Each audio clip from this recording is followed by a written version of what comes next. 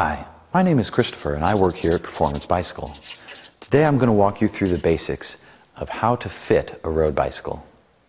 Now, fitting a road bicycle can be a little bit of a complicated process, but it's vital to your cycling experience. The first and foremost rule of fitting a road bike is to be comfortable. It doesn't matter if you've been set up by the local bike guru and he or she used the latest Ergo Accu BioFit system. If you're not comfortable on your bike, then you have a problem. Now, the fit should start with a bit of a personal assessment. What type of riding are you planning on doing? Are you new to road biking, or are you looking to get into touring or perhaps racing? Asking these types of questions is going to help fine-tune the fit down the road. Say, for example, you wanted to get into racing.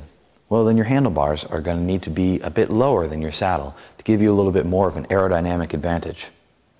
On the other hand, if you wanted to get into touring or if you're new to cycling, it's a good idea to have the handlebars a little bit higher, as that's going to be easier on your back and neck and be a little bit more comfortable for you. To start the fitting process, you're going to need a trainer, a friend, and a plumb bob like this one. Now, today we're going to be working with Kyle and fitting Kyle to his new road bike. It's a good idea to go ahead and pedal on the bike a little bit, get a little warmed up, and get comfortable with the saddle before we begin. Now, the bike fit is a sequential process. The first step of the bicycle fit is going to be to adjust the saddle height. To adjust the saddle height, start with your hips parallel to the ground and with your crank arms in line with the seat tube.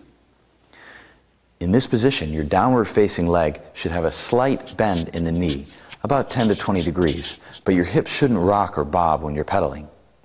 Remember, when you're making saddle height adjustments, make them a little bit at a time. Even a 1 centimeter adjustment to your saddle height is going to drastically affect how the bike feels. The second step is going to be to adjust the fore-aft saddle position. To do this, you could stay seated in the same position, only now move your crank arms so they're parallel with the ground. From here, drop a plumb line from the bottom of the kneecap down through the pedal. Now, this line should bisect the pedal axle.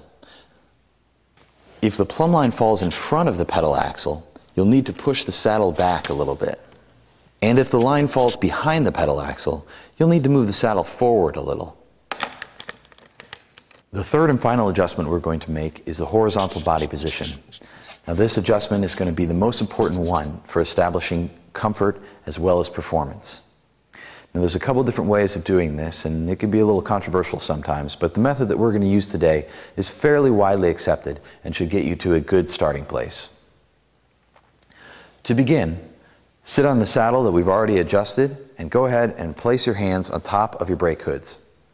Now, from this position, sight the front hub relative to the handlebar. The handlebar should obscure the front hub. If the handlebar is in front of the hub, you're going to need a slightly shorter stem. If the handlebar is behind the hub, you may need a slightly longer stem. This should put your back at about a 45-degree angle. Now, some racers may like to have that a little bit steeper for a little better aerodynamics, while some touring cyclists, or oftentimes if you're new to cycling, it's a good idea to have that angle be a little bit more relaxed so it's a little easier on your back and neck. Now, always remember, as you're doing this process, that the most important thing to consider when you're fitting your bicycle is comfort. Here are a few additional things to take into consideration when fitting your road bicycle. First is going to be handlebar width. Now, as a general rule of thumb, your handlebar should be about as wide as your shoulders, sighting a line up from your armpits. Now, some cyclists will prefer a slightly wider handlebar to open up the diaphragm and let them breathe a little easier, while other cyclists will prefer a narrower handlebar to give them a greater aerodynamic advantage. Crank arm length. Now, depending on your riding style and the length of your legs, you may prefer a different crank arm length.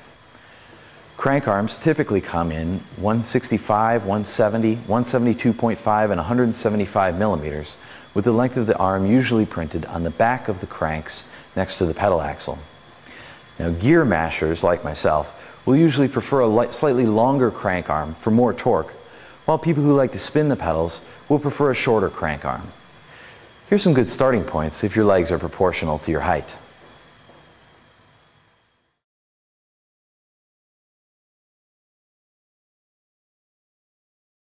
Saddle angle Now, many cyclists will prefer to angle the nose of the saddle either slightly up or slightly down. We always recommend, though, that you start with the saddle perfectly level. Cleat position. Now, adjusting your cleats properly is as important as fitting your bicycle. To adjust your cleats, find the ball of your foot. The center of the cleat should be directly under the center of the ball of your foot. This will give you the most power to the pedal. Now remember, this guide aims to get you to a good starting place. Every bike rider combination is different. With this in mind, use this as a baseline and then make any adjustments necessary from there. If your stem ends up being 2 centimeters longer than the one recommended by this system, but it's more comfortable to you that way, then go with it. And also remember that if you need any additional help, your performance tech representatives are only a phone call away.